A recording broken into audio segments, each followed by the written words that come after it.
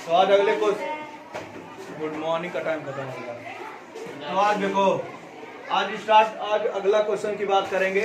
और ये भी जो है ये काइट का क्वेश्चन है। यार ये क्या आ गया? काइट के क्वेश्चन में देखो क्या बना हुआ है, बहुत सही लिख रहा है। थोड़ा सा लगा, पूरा एकदम गाढ़ा हो गया। देखो इधर इसमें क्या है, इस तरह से काइट का है ना, काइट का क्वेश्चन है, कैसे काइट की तरह से बना हुआ है, ऐसे बना हुआ है। अब इसमें देखो क्या दिया है, इसका साइड कितना दिया है 2x। काइट का प्रॉपर्टी क्या होता है, याद करो मैं बताया था, ये वाला साइड और ये वाला साइड इक्वल होता है, और ये नीचे वाला इसके इक्वल होता है। तो ये भी देखो, ये 2x दिया है और यहाँ से डायगोनल बनाया हुआ है, ये डायगोनल है, ये 2x है, तो इसके इक्वल ये भी होता है। तो तुमको पता है ये भी कितने का होगा, 2x होगा। और यहाँ नीचे दिया ये वाला दिया 7x, तो ये वाला इसके इक्वल होता है, तो ये भी कितना होगा 7x हो जाएगा। ये इसका लंबाई है, लंबाई इसका ये है, ठीक है, समझ में आ गया ना। अब देखो, हाँ शोर बहुत ज्यादा आ रहा होगा ना।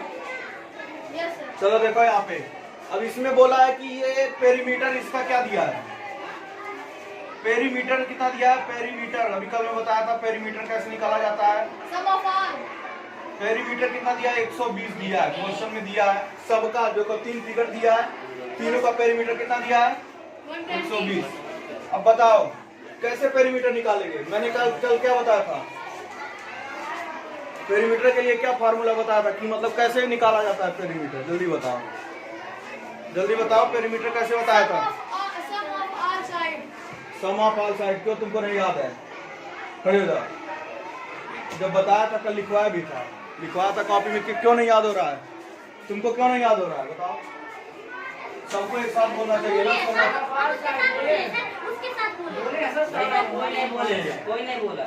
कोई नहीं बोला, मैं जान रहा हूँ, मैं भी सुना, कोई बोला नहीं है, जो झूठ में बोल रहा है। तो क्या होगा, सम ऑफ अब ऑल साइड, यही तो है इसका सारा साइड, यही सब तो है। नाम दे दो यहाँ पर A, B, C और D, यानी सब साइड क्या क्या है, AB है, AB प्लस क्या होगा BC प्लस CD हो जाएगा प्लस DA, कितना हो जाएगा, सब किसके इक्वल है 120 के इक्वल है। अब इसका वैल्यू रखो, AB का वैल्यू कितना दिया है, फिगर में देख के बताओ AB का वैल्यू कितना दिया है, यहाँ देख के बताओ ना, उसमें क्या दिया है, यहाँ पे मैं बनाया हूँ खुद ही, 7x है, 7 नहीं है, क्या है BC का बताओ, BC का जल्दी बताओ, और फिर आगे बोलते जाओ, बोलते जाओ, तो सब किसके इक्वल हो जाएगा 120। अब देखो 7x प्लस 2x, फिर 7x प्लस 2, 7 प्लस 2 कितने हो जाएंगे, कितना होगा 9 प्लस 2 कितना हो जाएगा, फिर उसमें 7 जोड़ दो, 18 हो जाएगा, 18x हो जाएगा, इक्वल टू कितना हो जाएगा 10120, सही है ना, 7 14 4 18, ठीक है। अब देखो x इक्वल टू कितना हो जाएगा 120 बाई कितना हो जाएगा 18 हो जाएगा, ये डिवाइड में चला जाएगा। अब इसको कैंसिल करो, 18 के टेबल में कहीं 120 आता है,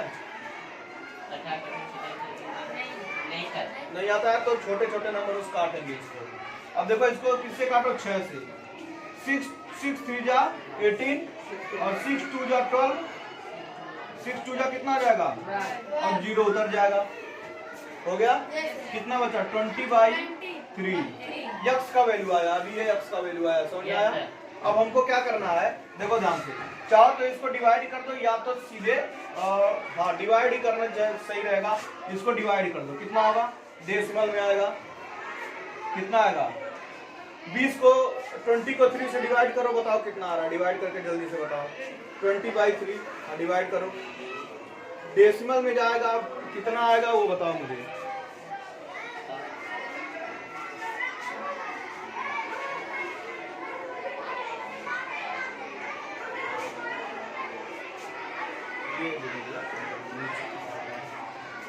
अच्छा बताओ जल्दी बताओ कितना आ रहा है, 20/3 कर रहे हो, कितना आ रहा है, कितना आ रहा है 6 पॉइंट कितना आ रहा है, 6.66 ऐसे आएगा। 6.66 आ रहा है ना ऐसे, पूरा नहीं कैंसिल होगा तो ये आ जाएगा। इतने ही पे छोड़ देते हैं, ज्यादा करना हो तो 6.67 लिख दो, ठीक है। 6 कई बार आएगा, पूरा डिवाइड नहीं होगा तो उसको क्या लिखेंगे 6.67।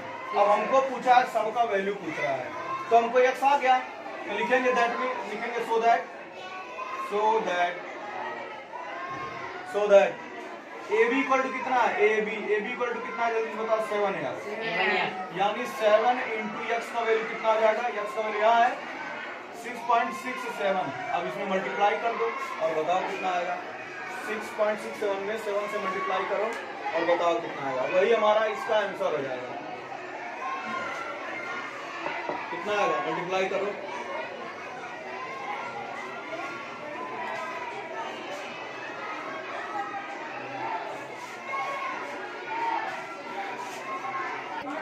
कितना आ रहा है, 46.69 सेंटीमीटर आ जाएगा ये, ठीक है। तो हाँ 7 7 49 हो जाएगा और उसके बाद 7 6 42 हो जाएगा, 42 4 46 और 7 6 42 और सही है। अब देखो ये वाला हमको पता चल गया, मिल गया, इसी के इक्वल ए भी है तो क्या हो जाएगा यहाँ पर AD भी उतने के इक्वल हो जाएगा। AD इक्वल टू बी इतना हो जाएगा 46.69 हो जाएगा, ये भी हो जाएगा। दो साइड आ गया, ये वाला आ गया, ये वाला आ गया। ये निकालना है, ये निकालोगे तो कैसे लिखोगे, अब हमको BC निकालना है तो BC का वैल्यू क्या है 2x है, यानी 2 इंटू एक्स का वैल्यू कितना दिया है 6.67। इसका मल्टीप्लाई करो और बताओ, इसका मल्टीप्लाई करो कितना आ रहा है 13.34 सेंटीमीटर। तो देखो ये वाला मिल गया तो ये भी उसी के इक्वल है, यानी इसको निकालने की जरूरत ही नहीं है, ऐसे लिख देंगे CD इक्वल टू कितना लिख देंगे 13.34 सेंटीमीटर। तो ये सब आंसर हो गया। अब ये पूरा क्वेश्चन सॉल्व हो गया, समझ में आया। आंसर मैच करा लो, देखो बुक से। अगले क्वेश्चन पे चलते हैं, जरा देखो 3rd नंबर का क्वेश्चन दिया है, एक पैरेललोग्राम टाइप का बनाया है, लेकिन ये है रोम्बस। देखो जब कभी पैरेललोग्राम के टाइप का स्ट्रक्चर दिखे, ठीक है, और इसमें सारे साइड इक्वल हो जाए, ध्यान से देखो ऐसे ऐसे बनाया है ना, ऐसे मार्किंग बनाया, इसका मतलब सारे साइड क्या है सब इक्वल है, A B C और D, और इसका यहाँ पर एक वैल्यू दिया है 3x, यहाँ लिखा है ना, इसका मतलब ये है कि ये 3x है तो ये सब 3x है, सबका वैल्यू कितना आ जाएगा, सब इक्वल है। अब ऐसा कौन सा फिगर होता है जिसमें सारे साइड इक्वल होते हैं और एंगल जो स्क्वायर होता है, बट यहाँ एंगल जो है 90 नहीं है, तो इस तरह का फिर दूसरा फिगर कौन होता है, रेक्टेंगल नहीं होता है, रेक्टेंगल भी नहीं, पैरेललोग्राम भी नहीं होता है। पैरेललोग्राम में आमने सामने के साइड इक्वल होते हैं, ना कि सारे साइड इक्वल होते हैं। कौन है ऐसा फिगर, बताया था मैं, कौन सा होता है जिसमें सारे साइड इक्वल होते हैं लेकिन एंगल 90 नहीं होता है, कौन था एरोहेड नहीं, रोम्बस बताया था। रोम्बस में क्या होता है, एंगल 90 नहीं होता है, बाकी सब साइड इक्वल क्या होते हैं, सारे साइड इक्वल होते हैं। इसका मतलब इसका भी पेरीमीटर कितना दिया है, इसका भी पेरीमीटर कितना दिया है 120। अब सारा साइड जोड़ना है, इसका भी मतलब सारे साइड को जोड़ना है, तो जोड़ना चालू करो। AB plus BC plus CD plus DA कितना दिया है 120। अब यहाँ जल्दी से बताओ AB का वैल्यू कितना है, देख के बताओ जल्दी से। AB का वैल्यू कितना है 3x प्लस BC कितना दिया है सब 3x है ना, 3x इक्वल टू कितना रहेगा 120। बढ़ो अब सब सारे x को जोड़ देंगे, कितना हो जाएगा 3 4 बार जोड़ोगे कितना हो जाएगा 12x हो जाएगा। 12x इक्वल टू कितना रहेगा 120 हो गया।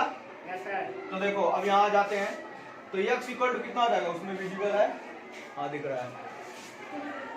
x इक्वल टू कितना हो जाएगा, x इक्वल टू हो जाएगा 120/12 हो जाएगा कि नहीं। अब कैंसिल होकर कितना आएगा 12, इससे एक बार और 12 100।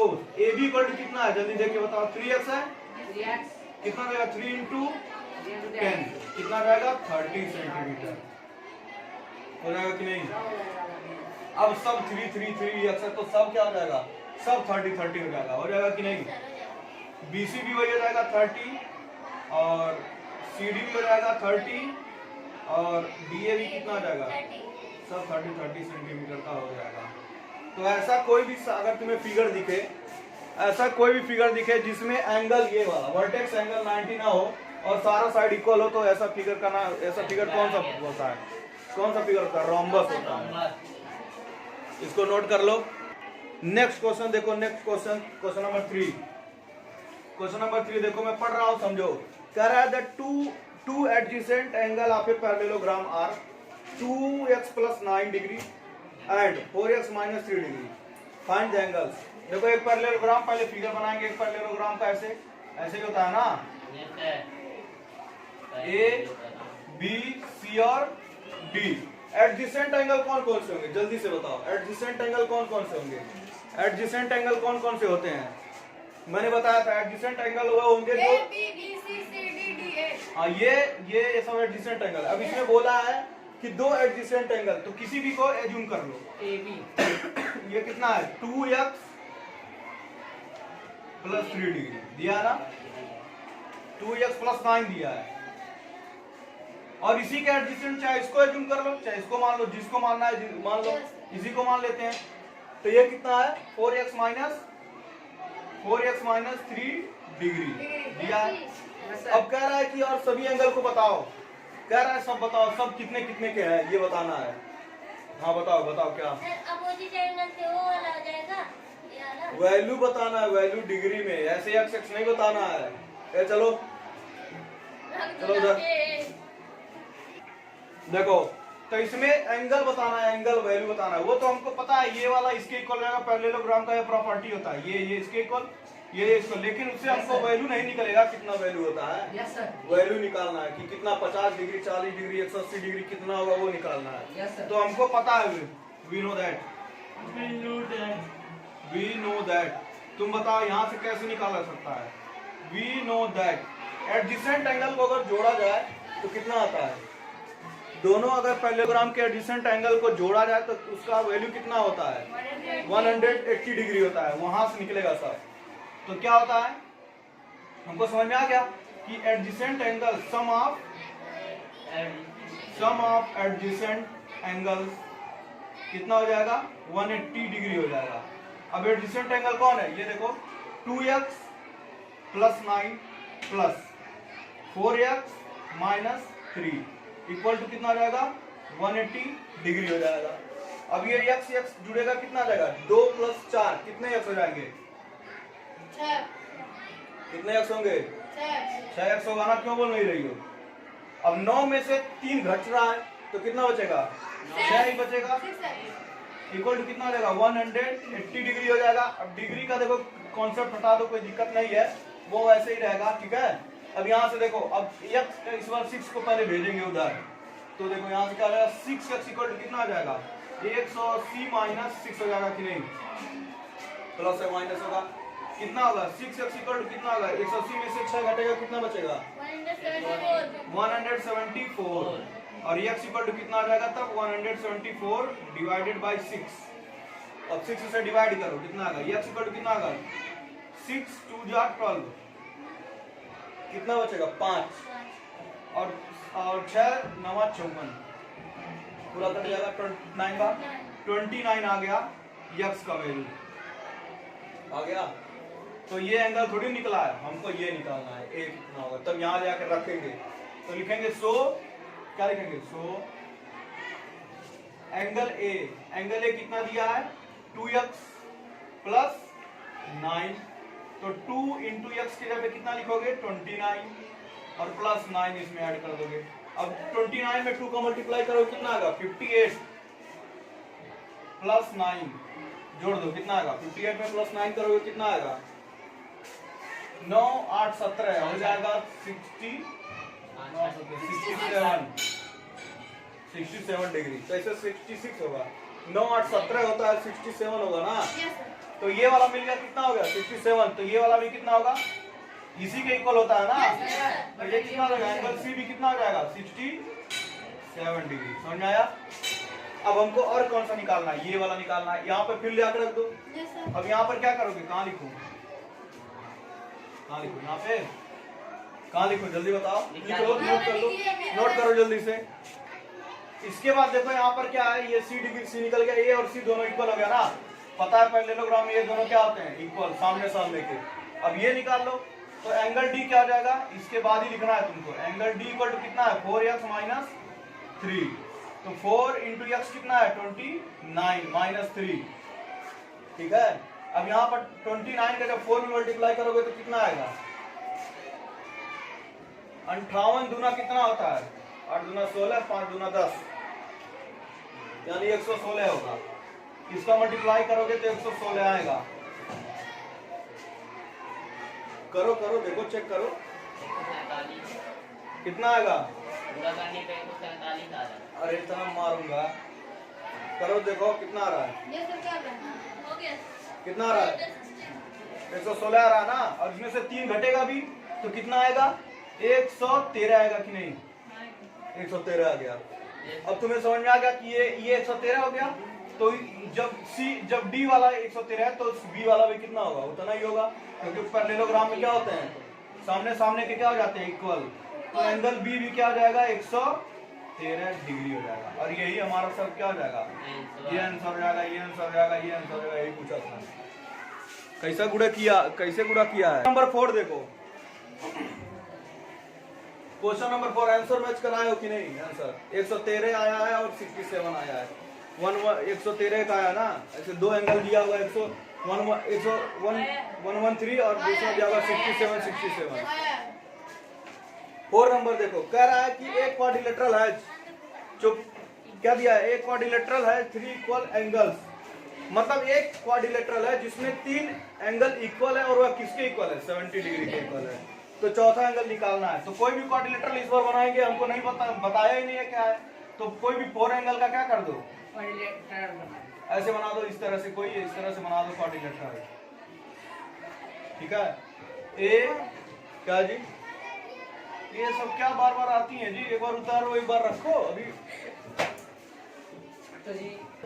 अब इसमें दिया देखो, क्वाड्रिलेटरल का नाम नहीं दिया इस क्वेश्चन में, बोल दिया है कि कोई क्वाड्रिलेटरल है, तो ऐसे बना दिए क्वाड्रिलेटरल। इसमें कह रहा है 3 एंगल क्या है, 70 के हैं, तो 4th एंगल क्या होगा। मतलब ये 70 है, कोई भी 3 तुम 70 ले लो, ये 70 है और ये भी क्या हो गया 70। ठीक है। तो हमको एक चीज पता है कि अगर किसी भी क्वाड्रिलेटरल का सारे इंटरनल एंगल को जोड़ा जाए, अंदर वाले को सबको जोड़ा जाए, तो कितना आता है 180। सारे एंगल को 360। 360 आता है। कैसे 180, पहले सुना करो कि मैं क्या बोलता हूँ, क्या बोलता हूँ। ये पैरेललोग्राम बोला है, कुछ बोला ही नहीं है उसमें, तो हम कैसे पैरेललोग्राम का प्रॉपर्टी थोड़ी ना लगाएंगे। हमको उसमें बोला है कि ये क्वाड्रिलेटरल है, क्वाड्रिलेटरल तो कई टाइप के होता है, इसमें बोला है किसी का नाम बोला है नहीं, तो हमको अपने आप से बनाना पड़ेगा। अब यहाँ पर हमको, तो हम किसी का प्रॉपर्टी कैसे यूज कर सकते हैं, पैरेललोग्राम का यूज करेंगे, जब बोलेगा तब तो करेंगे, किसी का नहीं कर सकते हैं। लेकिन एक बेसिक प्रॉपर्टी होता है, कोई भी पैरेललोग्राम होगा, नहीं कोई भी क्वाड्रिलेटरल होगा, उसके इंटरनल एंगल, अंदर वाले एंगल को जोड़ेंगे सभी को, तो 360 आता है। ये तो क्वाड्रिलेटरल का है, समझना है, वो किसी में भी, किसी के भी, तो बस वही प्रॉपर्टी का यूज करेंगे। लिखेंगे वी नो दैट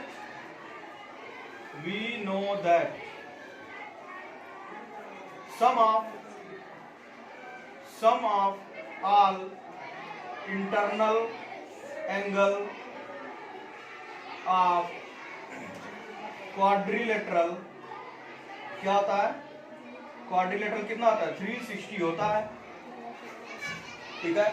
अब यहाँ कितने एंगल है, angle A plus angle B plus angle C plus angle D, सबको जोड़ेंगे कितना आएगा 360 आएगा।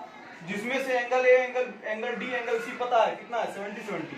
तो एंगल ए के जगह पे क्या लिखोगे, यहाँ लिख दूं 70 डिग्री प्लस एंगल बी कितना है, जल्दी बताओ, नहीं पता है वही तो निकालना है, angle B plus angle C कितना है, देखो जल्दी बताओ कितना है 70 ये भी है, और एंगल डी भी कितना है, सब 70 है, इक्वल टू कितना आएगा 360 डिग्री। अब 70 70 70 3 बार जोड़ो कितना आएगा?